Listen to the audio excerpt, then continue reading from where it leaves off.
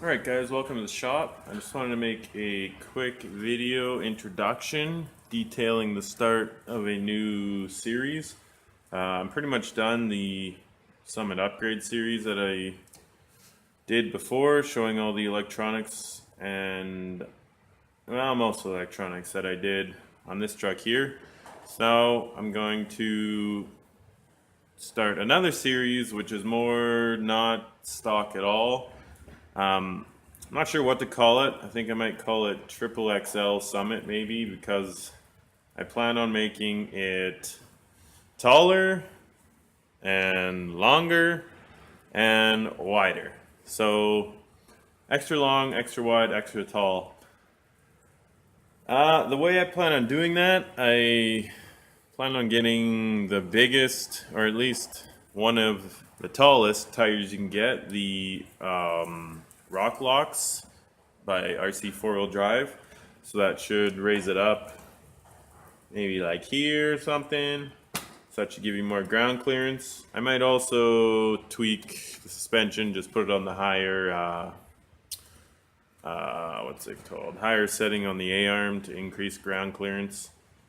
I'm not going to mess with the shocks at all. I still want lots of travel and flex, so I'm just going to leave the shocks pretty much how they are. I have double orange springs everywhere and pretty much no preload, maybe a couple millimeters. So that's what I plan on doing for taller. That'll probably be the first video because it'll be easiest. I just bolt on the tires and then boom, the truck's higher. So then my truck will be higher, easier to roll, which I don't want, so I plan on making it wider.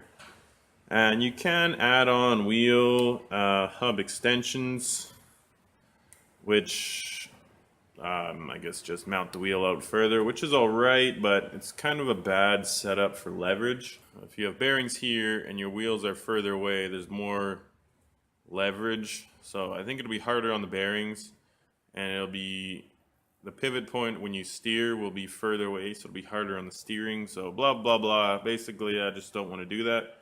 So the only other way to do it then is to get the widening kit from Kershaw Designs. So I actually have that too.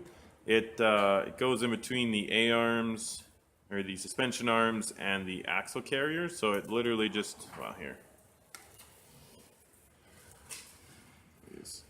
Basically, right in between here, it gets extended. So the whole axle carrier will shift down. You have to get longer one of these, which come in the kit as well. And the stock telescoping axles should be able to handle it. So that'll add, I think it's not that much, it's about ½ an inch. I got the older kit used from a guy. Maybe I should just bought the newer kit, which looks a little bit better, but whatever. Some people say the axles have trouble popping out with the new kit, and this old kit looks fine. Like it's about, I think, ½ an inch, but on each side, like, well, ½ an inch here, ½ an inch here. It should be overall an inch wider, and it should keep all of the steering, what's it called, pivot point, I guess. That should stay the same, and there'll be less stress on the bearings. So we're gonna do that, and that'll make it wider. That'll probably be the second video because it'll be second easiest. And then my final part to the project will be to stretch the chassis, which will probably be the longest to do. And hopefully I can get it done and up on YouTube before Christmas or something, I don't know. But basically my plan is to take two front halves of a chassis. I have a spare front half of a chassis left over from my 6x6 project, which I still plan on making a video on. Eventually, someday, of course. So basically, I'm just going to cut the chassis here. Cut it right about maybe here. And then I'll have another front chassis and I'll put it together. I'm not quite sure how I'm going to do that yet, but so that'll solve two, well, problems. It'll make my chassis longer, so hopefully if I'm climbing hills or rocks, a longer wheelbase, I won't tip over as easy. And it'll also not fix, but I think it's just a better way to do four-wheel steering, because the steering setup will be stock, just like the, well, it's two fronts, and the fronts were designed to steer. So right now I have a setup for four-wheel steering. I'll put a link to that video.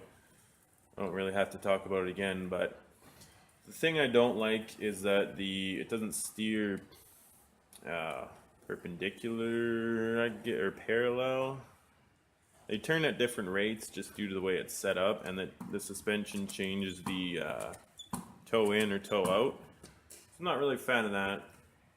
So when I stretch it, I'll have a longer wheelbase, and it also should be the better way of doing the four-wheel steering, I guess. So see how that goes. So yeah, that's basically kind of an intro video for what I plan on doing. Stay tuned for more. If you know a good way to combine two chassis halves, let me know. I think I might just get kind of like a twin vertical plate setup, get some aluminum bars running the whole length, screw them in, maybe epoxy, just all sorts of connection methods. So yeah, stay tuned for that. I'm gonna do a video, probably the next video after this one, where I do benchmarking, I guess, like seeing how much flex, how much vertical angle, sideways angle, how many obstacles, like center of not, what am I trying to say here? How big of obstacle you can go over before you get high centered. I'm going to do turning radius stock, and then I'm going to turn on my four-wheel steering and then do turning radius and see how it is.